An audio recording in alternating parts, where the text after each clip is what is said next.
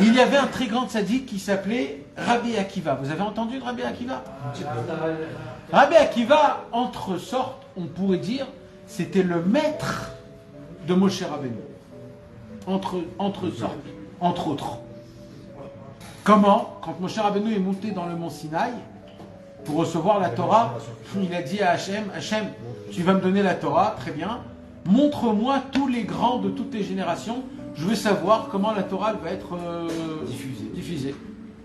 Alors Akadosh Baruch Hu lui montre tous les maîtres de toutes les générations. Yoshua Binoun, et on arrive à Rabbi Akiva. Et il voit Rabbi Akiva assis sur une bima avec 24 000 élèves, un Sefer Torah ouvert, et lui en train de donner des explications sur les couronnes qui sont sur les lettres. Moshe Rabbeinu, il voit ça, il dit, mais je comprends rien de ce qu'il dit. Moshe Rabbeinu ne comprenait pas ce qu'il disait Rabbi Akiva tellement c'était puissant. Alors, Moshe Rabbeinu, il a eu une Khalcha Da'ato. Il a eu une petite une baisse. Il s'est dit, oh là là, normalement, c'est moi le maître, normalement. Et là, tout de suite, il a vu qu'un élève pose la question à Rabbi Akiva, une question. Rabbi Akiva, il dit, non, c'est comme ça qu'on a appris de Moshe. Quand Moshe Rabbeinu, il a entendu ça, il a dit, ah, on m'a pas oublié, exactement. Ça l'a rassuré. Quand il a vu ça, Moshe Rabbeinu, il a dit, Hachem, montre-moi la fin de cet homme-là. Je veux voir là, sa grandeur de la fin de cet homme-là.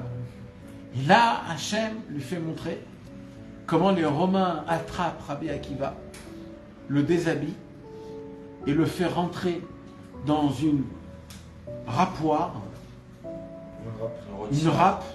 Vous savez comment on râpe le gruyère? D'accord? Les Romains avaient créé une râpoire humaine pour les Juifs qui diffusaient la Torah en général. Ils ont fait rentrer Rabbi Akiva et les Romains, ils étaient en train de le dépecer. Moshe Rabbeinu, il voit ça, il dit Hachem, Zou Torah vezu Schara. C'est ça la récompense d'un homme comme ça.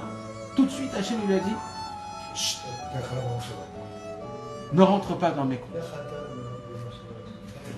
On apprend de là que Rabbi Akiva, quelque part, c'était un petit peu comme le maître de Moshe Rabbeinu. Quand on a attrapé Rabbi Akiva et on l'a mis sur la râpoire, sur la râpe, alors des élèves sont venus. Ces élèves, il en avait 24 000, des élèves. Ils sont venus, des élèves, ils ont dit Rabbi Akiva, comment Admatai? On voyait que Rabbi Akiva, il souriait. Alors ces élèves, ils lui ont dit, mais comment Rabbi Akiva, comment tu souris? Comment c'est possible? Alors Rabbi Akiva, il a dit, toute ma vie, je me suis posé la question, comment je peux appliquer ce qui a écrit dans la Torah, Ve'afta et Adonai Elohecha, bechol levavcha, bechol nafshecha, uvchol meodecha. Comment je peux donner tout mon être pour Dieu? Bechol meodecha. Et maintenant qu'on me propose cette occasion, toute ma vie, j'ai attendu d'être là. Donc maintenant, j'attends qu'on me rappe. C'est pour ça que je suis content. Et c'est ça en vérité, exactement. La marshava, kachal be marshava trila. En fait, c'était ça la volonté de Rabbi Akiva, que Moshe Rabbeinu, même lui, il ne comprenait pas. Mais si c'est ça, oulala, moi jamais je pourrais appliquer ça. Il vient Rabbi Nachman et il nous dit, aujourd'hui, de notre génération, d'appliquer ça, c'est juste dans ce monde-ci, de ne pas être un bouffon. Vous imaginez ce que ça veut dire? Akadosh Baruch Hu, il dit, regarde, à l'époque de Rabbi Akiva, d'aimer Hachem de tout ton être, il fallait mourir en mortification pour aimer Hachem. Aujourd'hui, il suffit juste de ne pas être un bouffon. C'est-à-dire quoi? De se contenter de ce qu'on a. De se contenter ou de se réjouir? De se contenter. Réjouir, c'est encore un niveau. Tu rentres à la maison, tu ouvres le frigidaire, tu regardes la même chose qu'il y a hier et avant-hier, tu regardes ta femme, tu dis, purée, il n'y a rien à bouffer dans cette baraque.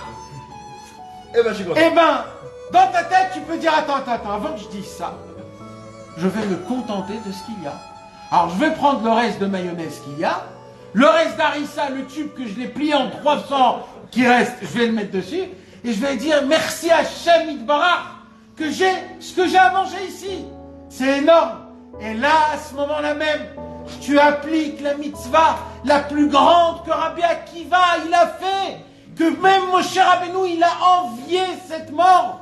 Si il nous regarde aujourd'hui, Moshe Rabbeinu, et qu'on arrive à se contenter réellement de notre vie, réellement de se contenter de ce qu'on a, mes amis, c'est tellement important. On ne se contente pas de notre femme, on ne se contente pas de nos enfants, on ne se contente pas de soi-même, on se contente de rien, on n'est jamais content.